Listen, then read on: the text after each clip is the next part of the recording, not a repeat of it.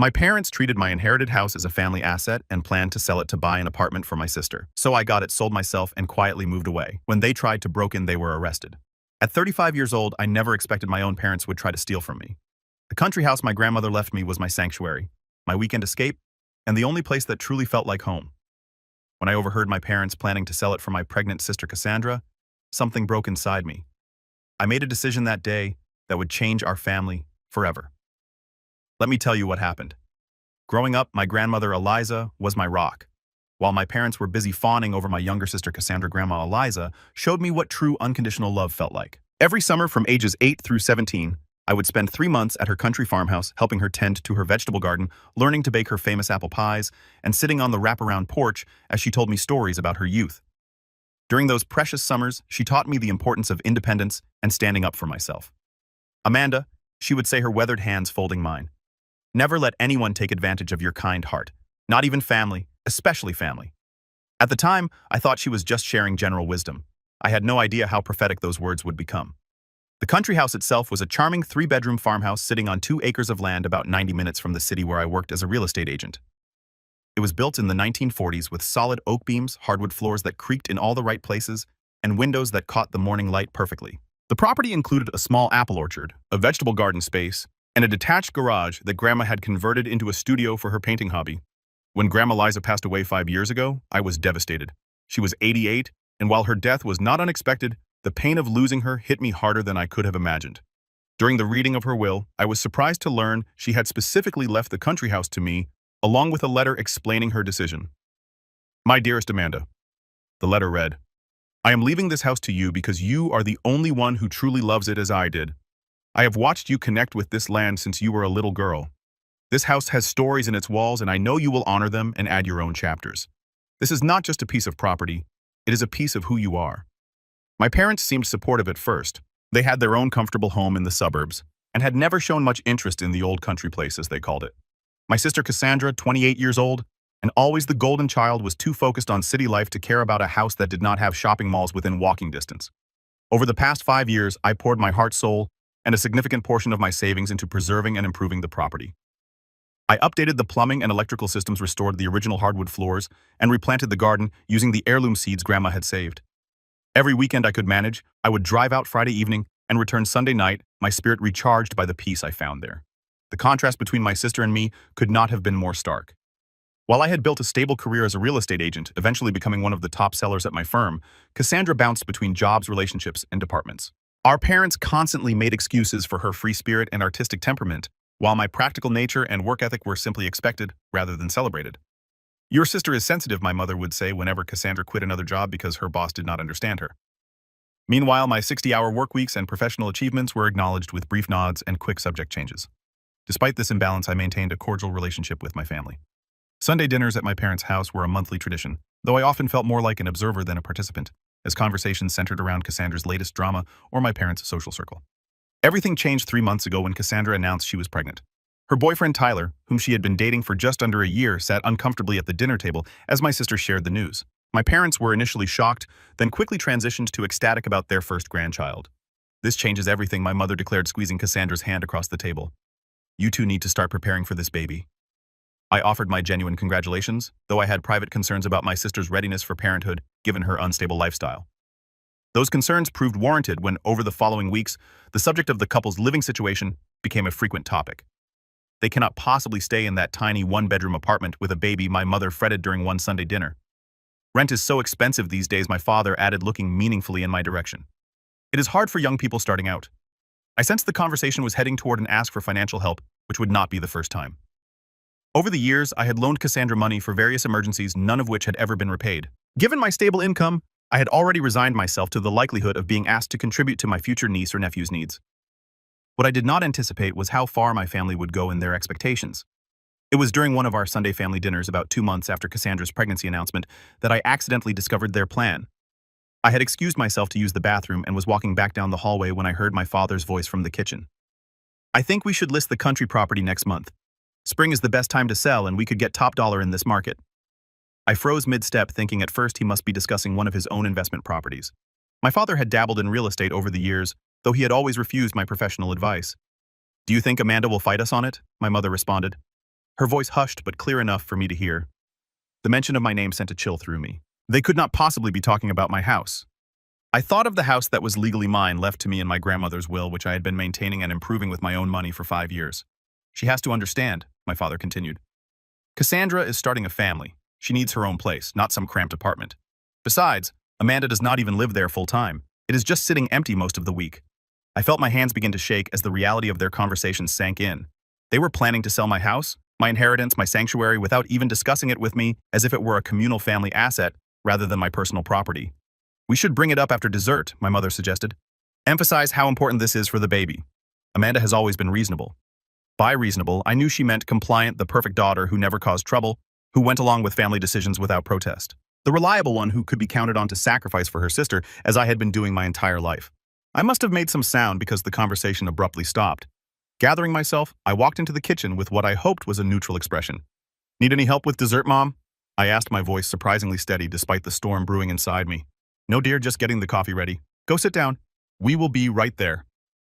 I returned to the dining room where Cassandra was showing Tyler something on her phone, both laughing. My sister looked up at me with a smile that now seemed calculating rather than warm. Everything okay, sis? You look weird.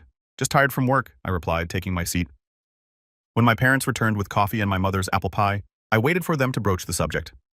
Part of me hoped I had misheard or misunderstood that they could not possibly be planning what I thought they were. My father cleared his throat after serving the pie. Amanda, we wanted to discuss something important with you. It is about your grandmother's house. My house, I corrected quietly. He blinked momentarily, thrown off script. Yes, well, technically, but we have been thinking about Cassandra's situation. My mother jumped in her voice, taking on the syrupy tone she used when trying to persuade someone. Your sister is going to have a baby, Amanda. They need space, a proper home to raise a child. I prompted a coldness settling in my chest. And we think the most sensible solution would be to sell the country house, my father stated plainly. It would provide enough money for a down payment on a nice apartment for Cassandra and Tyler, something with 2 bedrooms in a good school district. I stared at them, waiting for some acknowledgement of the audacity of what they were proposing. None came. That house belongs to me, I said slowly. Grandma left it to me in her will. I have been paying the taxes, the insurance, the maintenance. I have put thousands of dollars of my own money into renovations. And no one is saying you have not done a lovely job with it, my mother rushed to add. But be practical, Amanda. You only go there on weekends. Your sister needs a home every day. So buy her one, I replied, my voice hardening. Why does it have to be my house that gets sold? Because we do not have that kind of money just sitting around. My father snapped his reasonable facade, cracking slightly. This is about family. Helping family. Your sister is pregnant, my mother added, as if I could have somehow forgotten this fact. Do you not care about your niece or nephew growing up in a good environment? I turned to look at Cassandra, who had been uncharacteristically quiet during this exchange. She met my gaze with a mix of entitlement and challenge. I already started thinking about how I would set up the nursery, she said. The second bedroom gets such good morning light. It would be perfect. The casual way she spoke about my space, the room where I kept my grandmother's quilts and my own painting supplies, ignited something fierce within me.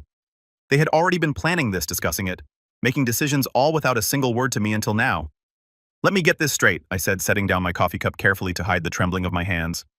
You want me to give up the house my grandmother specifically left to me that I have lovingly maintained for 5 years so you can sell it and give the money to Cassandra for an apartment? Not give up, my father corrected. You would get a portion of the proceeds too, of course. How generous, I replied, unable to keep the bitterness from my voice. And did anyone consider asking me before making these plans, or did you just assume I would go along with it as always, Amanda? My mother sighed. Do not be difficult. This is what families do. They support each other. Support goes both ways, Mom. When has anyone in this family supported what I want, what I need? A tense silence fell over the table. This was not how our family operated. Open conflict was avoided, particularly when it came to Cassandra getting her way. Tyler, looking deeply uncomfortable, finally spoke up. Maybe we should discuss this another time when everyone is calmer. There is nothing to discuss, I said, standing up. The house is mine. I will not be selling it. Not now, not ever. Amanda, my mother gasped. Sit down. We are not finished. I am, I replied, grabbing my purse. Thank you for dinner. As I headed for the door, my father called after me. Think about it. At least family has to come first. I paused with my hand on the doorknob.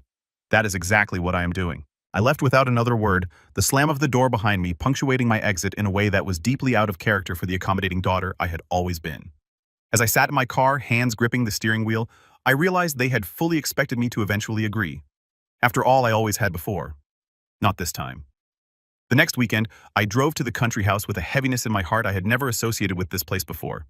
For 5 years, crossing the threshold of the old farmhouse had always brought an immediate sense of peace. Now, as I unlocked the door and stepped inside, I felt the weight of my family's betrayal accompanying me.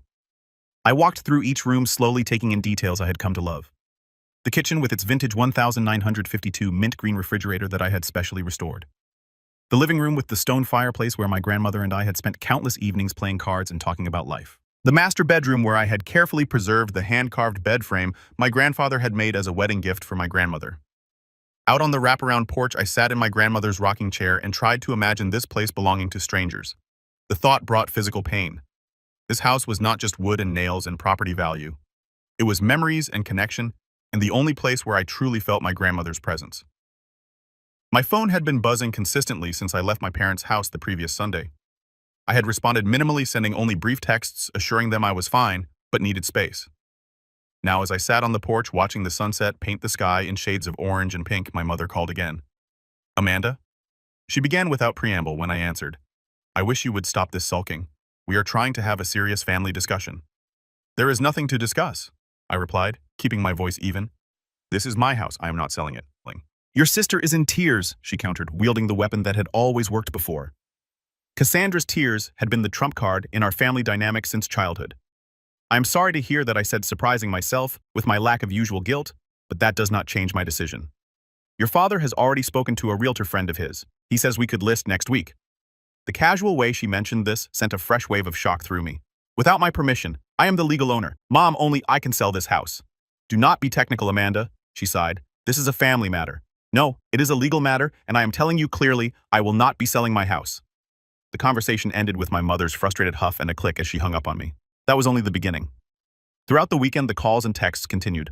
My father sent links to apartments he thought would be perfect for Cassandra, along with notes about how much they would cost. My sister sent photos of baby furniture with captions like "This crib would look so cute in the upstairs bedroom." By Sunday evening, as I was preparing to return to the city, I received the most shocking message yet. My father texted, "We have arranged an open house for next Saturday. Please make sure the place is tidy." I called him immediately. "You did what?" "Now, Amanda," he began in his placating tone, "we just thought we would get the ball rolling. People are very interested in country properties right now." "Cancel it," I said firmly. "You have no right to show my house to anyone. We still have the spare key from when we helped you move some furniture last year," he continued, as if I had not spoken. "So do not worry about being there. We will handle everything." The realization that my parents had been accessing my property without my knowledge or consent was the final straw. This had gone beyond mere entitlement to something that felt dangerously close to theft. I ended the call and immediately called my friend Stephanie, who had been my confidant through many family dramas over the years. They did what she exclaimed after I explained the situation. "Amanda, that is not just inconsiderate, it is illegal. They cannot sell property that does not belong to them." I know I sighed, but they do not seem to care about that minor detail. "What are you going to do?" I stared out at the darkening sky, the first stars beginning to appear. "I do not know yet, but I am not going to let them take this from me," good Stephanie said firmly. "It is about time you stood up to them. They have been taking advantage of your good nature for years." After we hung up, I sat for a long time thinking about my options. I could change the locks, but that would only be a temporary solution. I could confront my parents again, but they had already shown they were unwilling to listen to reason. I could involve lawyers, but the thought of legal action against my own family made me sick to my stomach. As I drove back to the city that night, an idea began to form. It was extreme, perhaps even a bit vindictive, but the more I thought about it, the more it felt like my only option for taking control of the situation. I was a real estate agent. If anyone was going to sell my house, it would be me, and it would be on my terms, not theirs. The decision settled in my mind like a weight being lifted. By the time I reached my apartment, I knew exactly what I was going to do. My parents wanted to sell my house for Cassandra fine, but they were about to learn a harsh lesson about making assumptions about my compliance. Monday morning, I went straight to my broker's office. "Darren," I said as I sat down across from him, "I want to list my own property and I need it to happen fast." The next 2 weeks were a blur of activity. As one of the top agents at my firm, I knew exactly how to position the property for a quick sale. I called in favors from photographers, stagers, and listing specialists. By Wednesday, professional photos showcasing the charming character of the farmhouse and the beauty of the surrounding land were ready.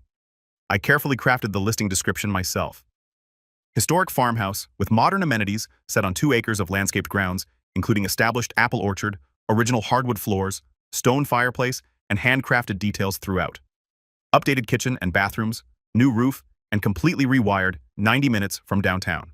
Perfect weekend retreat or year-round residence for those seeking peace without sacrificing comfort.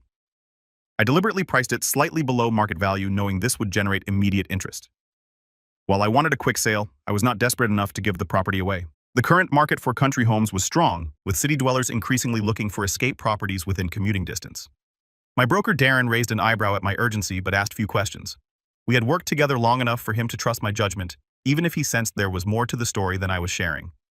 Any special requests for showing protocols, he asked as we finalized the listing agreement. Yes, I replied. No public open houses, qualified buyers only with proof of funds or pre-approval, and I want to personally approve every showing. This would allow me to control who saw the property and when, reducing the chances of my parents or sister finding out prematurely. I had been deliberately vague in my communications with them over the past few days. Not outright lying, but certainly not volunteering information about my plans. When my father texted asking if I had come to my senses yet, I simply replied that I was thinking things through. When my mother called to say the realtor friend wanted to come by on Thursday to take measurements, I told her I had a client at the house that day and it would not be possible. Not untrue, as I would indeed be there with a photographer. The listing went live on Friday morning, marked as private, so it would be visible only to agents and their clients, not on public websites where my family might stumble across it. By noon, we had 6 showing requests. I carefully scheduled these for Saturday, knowing my parents would be at a charity golf event they had mentioned at dinner. I took the day off and drove out early to prepare the house, making sure every detail was perfect. The first 2 couples were pleasant but not seriously interested. The third, a pair of artists looking for a studio space, loved the property, but were clearly stretching their budget. The fourth and fifth were investors looking for vacation rentals, which made my heart sink at the thought of my grandmother's beloved home being turned into an Airbnb. The final appointment of the day was with Gabriel Jackson, a successful businessman in his mid-40s who was looking for a private retreat away from his high-pressure job in the city. From the moment he walked through the door, I could see his genuine appreciation for the character of the house. This craftsmanship, he said, running his hand along the oak banister of the staircase. You do not see work like this anymore. As I showed him around, Gabriel asked thoughtful questions not just about the practical aspects of the property, but about its history and character. When we reached the studio in the converted garage, he spent a long time looking at the space. My late wife was a painter, he explained quietly. She always wanted a studio with north light like this. There was something in his manner, a respect for the property and its significance, that reminded me of my own attachment to the place. When he asked if we could sit on the porch for a few minutes before he left, I agreed. This is a special property, Amanda, he said as we sat in the rocking chairs overlooking the orchard. I can tell it means a great deal to you. I hesitated, then found myself explaining the situation. Not the full family drama, but enough for him to understand that selling was a difficult decision for me. My grandmother left it to me, I said. I always thought I would keep it forever, but circumstances have changed. Gabriel nodded thoughtfully. If I were to make an offer, would it give you some peace to know that I would care for this place as you have? I would not tear it down or subdivide the land. I just want somewhere quiet to read books and watch the seasons change. By the time he left, I had a feeling he would be making an offer. Sure enough, his agent had called mine within 2 hours. The offer was clean for the full asking price, with a request for a quick closing but flexible occupancy to give me time to say goodbye to the house properly. I accepted immediately. The next 2 weeks were a whirlwind of paperwork inspections and surreptitious packing. I told my family I was busy with a big listing at work, which was not entirely untrue. I avoided Sunday dinner, claiming client obligations when my mother pressed about when they could reschedule their planned open house. I deflected with vague comments about still figuring things out. In truth, I was carefully removing personal items from the country house, focusing on things with sentimental rather than monetary value. My grandmother's handwritten recipe cards, the quilt she had made for my high school graduation family photographs that could not be replaced. I worked with my attorney to ensure all the paperwork was impeccable, leaving no possible legal challenges. The property was unquestionably mine to sell my name alone on the deed, since my grandmother's estate had been settled 5 years earlier. My parents had absolutely no legal claim to it whatsoever, despite their apparent belief that family assets were communal regardless of legal ownership. The closing was scheduled for a Thursday morning. Gabriel and I met at the title company's office, both of us choosing to handle this in person rather than through representatives. As we signed the many documents, I felt a complex mix of emotions. Grief at letting go of this beloved place mingled with satisfaction at taking control of the situation. I have something for you, Gabriel said. After the final papers were signed and the keys officially handed over, he reached into his briefcase and pulled out a business card. This is my personal contact information. If you ever want to visit the property, just call. You will always be welcome. The gesture brought unexpected tears to my eyes. Thank you. That means more than you know.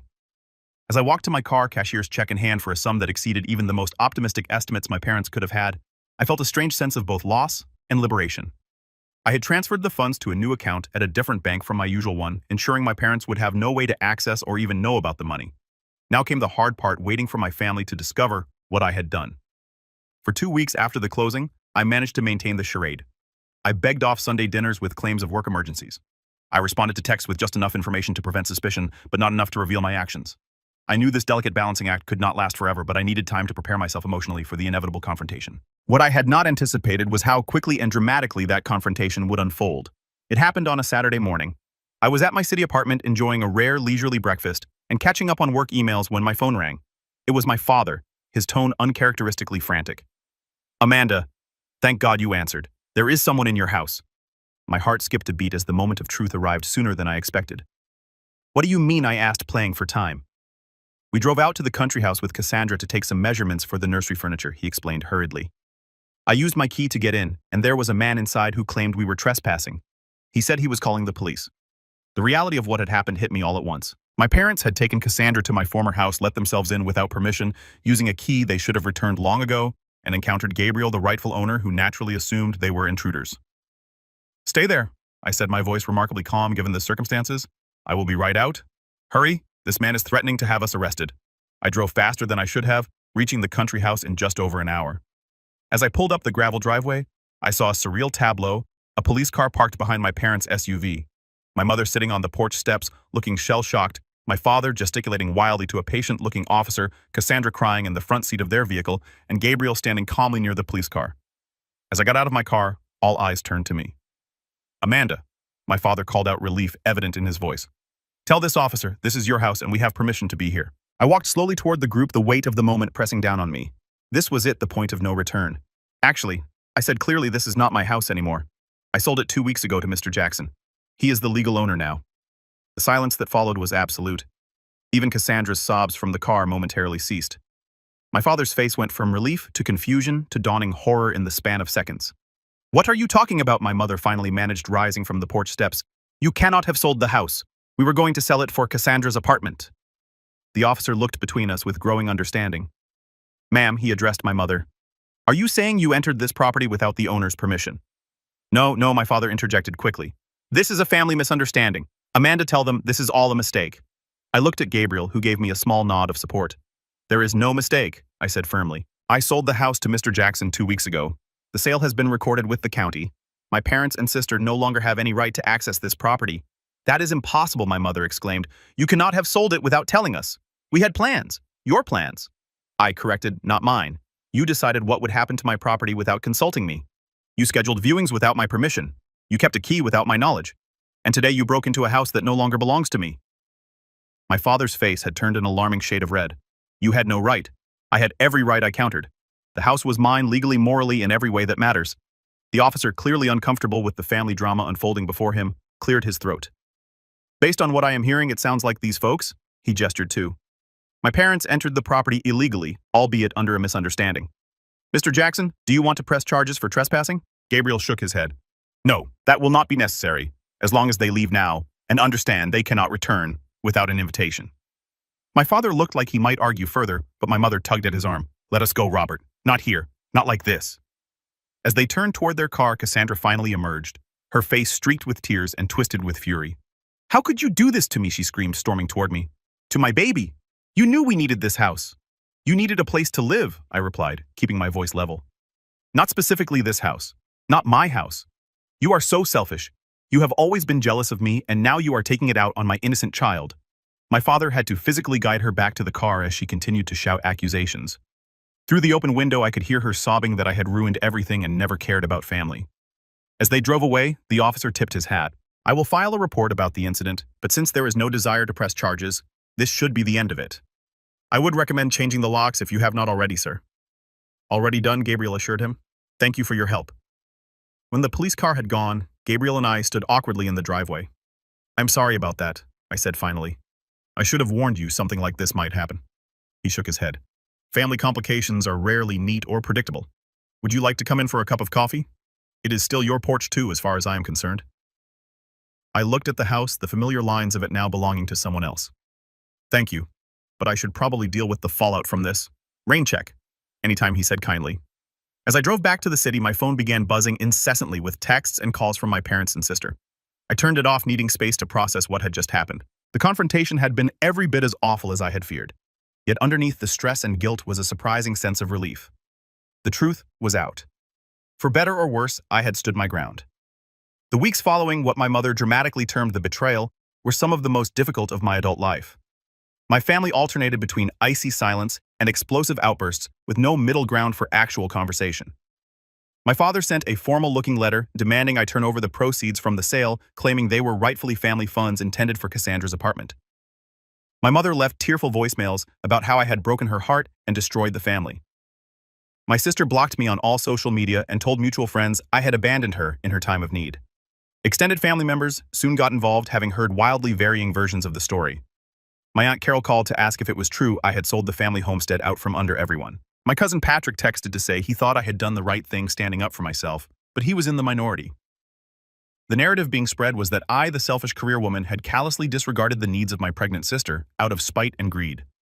Few seemed interested in hearing my side, that the house had been legally mine alone, that I had maintained it for years with no help from anyone, that my family had attempted to appropriate it without my consent.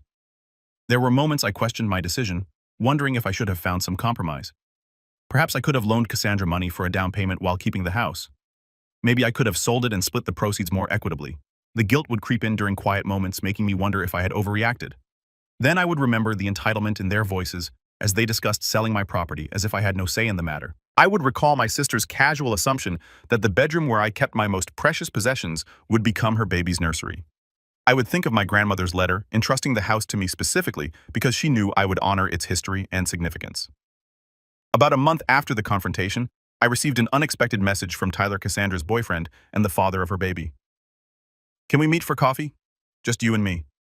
There are some things you should know." Curious and a bit wary, I agreed to meet him at a cafe halfway between my office and his workplace. When he arrived, he looked tired and stressed, the impending responsibility of fatherhood clearly weighing on him. "Thanks for coming," he said as he slid into the booth across from me. "Cassandra would kill me if she knew I was talking to you." "I appreciate you reaching out," I replied. "How is she doing and the baby?" "They are both fine health-wise," but he hesitated, stirring his coffee absently. "There are things about our situation that your family has not been honest about." Over the next hour, Tyler shared revelations that shifted my understanding of the entire scenario. Contrary to the impression my parents had given, he and Cassandra were not in dire financial straits. Tyler had a stable job in information technology with good benefits. They could afford their apartment comfortably, and while it was small, it was in a good neighborhood with excellent schools nearby. "I never wanted your house," he admitted. I was shocked when Cassandra told me that was the plan. I kept saying we could save for our own place, but she insisted her parents had promised they would take care of everything. Moreover, Tyler revealed that he had been deeply uncomfortable with how I was being treated throughout the situation. The way they talked about you when you were not around, like you owed them this massive favor and were being difficult for not immediately agreeing, it did not sit right with me. Most surprisingly, Tyler confessed that he had been saving for a down payment on a modest condo for over a year. I wanted it to be a surprise for when the baby came, but now I do not know if that is what Cassandra even wants. She keeps talking about the house she lost as if it was already hers. This conversation prompted me to do some investigating of my own. Using my connections in real estate, I discovered my parents had refinanced their own home 6 months earlier, taking out considerable equity. They certainly had the means to help Cassandra with housing if they chose to, without involving my property at all. The pieces were falling into place. This had never been about Cassandra desperately needing housing. It had been about my parents wanting to appear generous and supportive without spending their own money. They had seen my inheritance as an easy solution, a family resource to be redistributed as they saw fit, rather than my personal property. When I brought this information to my friend Stephanie, she was unsurprised. "They have always treated you like the responsible one who should sacrifice for everyone else," she pointed out. "They probably never imagined you would stand up to them like this." The rift in my family deepened as weeks turned into months. Sunday dinners were a thing of the past. Holiday plans remained uncertain. My mother had begun telling family friends that I was going through something and they should pray for me to come back to my senses. My father took a more direct approach, sending increasingly stern emails about my obligations and duty to family. When I did not respond as he wished, he attempted to involve mutual acquaintances as mediators, most of whom were wise enough to stay out of the conflict. Cassandra, now showing visibly in her pregnancy, weaponized her condition at every opportunity. Through mutual friends, I heard she was telling anyone who would listen that I was so jealous of her having a baby that I had sabotaged her chance at a proper family home. The most painful aspect was how little interest any of them showed in understanding my perspective. Not once did my parents acknowledge that perhaps they should have consulted me before making plans for my property. Not once did my sister express appreciation for the years I had spent maintaining the house they had all suddenly decided should be hers. It was as if my feelings, my autonomy, and my legal rights were simply inconvenient obstacles to their plans rather than valid considerations deserving of respect. Yet as difficult as this period was, it was also strangely clarifying. For the first time, I was seeing my family dynamic with absolute clarity, unfiltered by the desire to keep peace at any cost. I was learning to set boundaries even when they brought conflict. I was discovering that I could withstand disapproval without crumbling. In quiet moments, I sometimes thought of my grandmother and wondered what she would make of all this. The more I reflected, the more I became convinced that her decision to leave the house specifically to me, rather than to the family, generally had been deliberate. Perhaps she had recognized tendencies in my parents that I had been too close to see clearly. Never let anyone take advantage of your kind heart, she had told me. Not even family, especially family. Now I understood exactly what she had meant. 6 months passed with minimal contact between me and my immediate family. I threw myself into work, set new sales records at my firm, and slowly adjusted to weekends without my countryside retreat. I maintained occasional text communication with Tyler, who provided brief updates about Cassandra's pregnancy and their preparations for the baby. During this time, I used a portion of the money from the house sale to make some sound investments, working with a financial advisor to create a diverse portfolio. I also found a small but charming condo closer to the city, with a balcony large enough for container gardening, a poor substitute for the orchard I had loved, but better than nothing. Occasionally, I would receive a text from Gabriel with a photo of the country house, a new flower blooming in the garden, or fresh snow on the roof. True to his word, he had preserved the character of the place while making it his own. These messages were bittersweet but ultimately comforting, knowing my grandmother's beloved home was in caring hands. My extended family began to reach out individually as the months went by. My Aunt Deborah, my mother's sister, invited me to lunch and actually listened to my version of events without judgment. My cousin Elizabeth included me in her wedding plans, despite my mother's apparent objection. Slowly, I was rebuilding connections on new terms based on mutual respect, rather than obligation. Then came the news that Cassandra had given birth to a healthy baby girl, Lily. The announcement came not from my sister or parents, but from Tyler, who sent a simple text with a photo of their daughter. Thought you would want to know you are an aunt. The tiny face in that image stirred something in me, a reminder that despite everything, this innocent child was my blood relation, my niece. Whatever conflicts existed between the adults in the family, they were not her fault. After careful consideration, I made a decision that felt right. I set up a college fund for Lily, using a portion of the proceeds from the house sale. I arranged it through a trust so that the money could only be used for educational expenses, not accessed by my sister or parents for other purposes. I sent Tyler the documentation and a small gift for the baby, a soft blanket similar to one my grandmother had made for me. His reply was immediate and grateful. This means a lot. Cassandra may not say it now, but someday she will appreciate what you have done. Whether that was true remained to be seen, but I had not done it for appreciation. I had done it because it aligned with my values and honored the legacy of generosity my grandmother had shown me. 2 weeks later, I received an unexpected call from my mother. Her voice sounded older, more subdued than I remembered. Tyler told us what you did for Lily, she said after an awkward greeting. That was thoughtful of you. She is my niece, I replied simply. I want what is best for her. A long pause followed. Your father and I have been doing some thinking, she finally continued. Perhaps we did not handle things as well as we could have with the house situation. It was not quite an apology, but from my mother, it was unprecedented. I remained silent, waiting to hear more. We miss you at Sunday dinners, she added. Maybe you could come this weekend. Meet Lily. The invitation hung between us, weighted with unspoken complications. I would like to meet her, I said carefully. But Mom, I need to know that you understand why I did what I did. I cannot just pretend nothing happened. Another long pause. I cannot speak for your father or sister, she said finally, but I have come to see that we should have respected that the house was yours. We should have asked, not assumed. It was a small acknowledgement, but significant, coming from a woman who had never admitted fault in my memory. Thank you for saying that, I replied, my voice softening. It means a lot. That Sunday dinner was tense but civil. My father was stiffly polite, clearly uncomfortable but making an effort. Cassandra was cold at first, but softened somewhat when she saw how naturally I took to holding Lily. The baby was beautiful, with Cassandra's blue eyes and Tyler's dark hair a new life, untainted by adult conflicts. The college fund was very generous, my father said as we ate dessert, the first direct reference to the situation all evening. Cassandra tells me it will cover 4 years at a good school. I wanted to do something meaningful for Lily. I explained something that would make a difference in her future. We have been thinking, my mother interjected carefully, that perhaps we focus too much on the house itself rather than the bigger picture of family support. Your father and I have decided to help Tyler and Cassandra with a down payment on a condo they found, one they can afford the monthly payments on themselves. This was new information and, judging by Cassandra's expression, a recent development. That sounds like a good solution, I replied. It is what we should have done from the beginning, my father admitted gruffly, the closest he would likely come to acknowledging his error. As the evening progressed, I found myself sharing a quiet moment with Cassandra on the porch while she rocked Lily to sleep. I was really angry at you, she said softly, not looking at me. I felt like you chose a house over me and my baby. That was never the choice. I replied. I felt like my autonomy, my right to make decisions about my own property, was being completely disregarded, like what I wanted did not matter. She was silent for a moment. I guess I never thought about it from your perspective. Mom and Dad always made it sound like the house was kind of a family asset, and since I needed it more than you. But that was never theirs to decide. I pointed out gently, just like I would never presume to make decisions about your life or property without consulting you. She nodded slowly, looking down at her sleeping daughter. Motherhood is making me think differently about a lot of things, about boundaries and respect. I want Lily to grow up knowing her opinions matter, that no one has the right to make decisions for her without her consent. That sounds like excellent parenting, I said, genuinely impressed by this glimpse of maturity from my sister. I cannot promise Mom and Dad will ever fully understand what they did wrong, she continued. They are pretty set in their ways, but I think I do now, and I am sorry, Amanda, not for wanting a good home for my baby, but for assuming I was entitled to yours. Her apology, far more direct than my mother's, brought unexpected tears to my eyes. Thank you for saying that. It means more than you know. In the months that followed, our family began a slow, sometimes awkward healing process. Sunday dinners resumed, though now they often took place at my new condo or at Tyler and Cassandra's apartment. My parents never fully acknowledged the extent of their overstepping, but they made efforts to show respect for my boundaries in other ways. I maintained my friendship with Gabriel, occasionally accepting his invitation to visit the country house. It was different now, seeing it as a guest rather than an owner, but there was healing in that too, a reminder that letting go did not have to mean losing everything. As Lily grew from newborn to infant to curious crawler, she became a bridge between previously fractured relationships. It was impossible to hold grudges while watching her discover the world with wide-eyed wonder.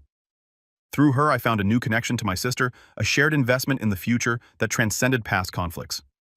My grandmother had been right all along. Family was important, vital even, but healthy family relationships required respect, boundaries, and the courage to stand firm when those boundaries were crossed. The house she had left me had ultimately taught me that lesson in unexpected ways. In the end, I did not regret selling the country house. What I had gained, painful though the process had been, was something more valuable, the knowledge that I could stand up for myself even against those I loved most, and emerge stronger on the other side. Family love, I had learned, should never require the sacrifice of your self-respect. True family support goes both ways, honoring each person's autonomy while offering genuine help. It took a crisis to teach us all that lesson, but some lessons are worth the difficult path to understanding.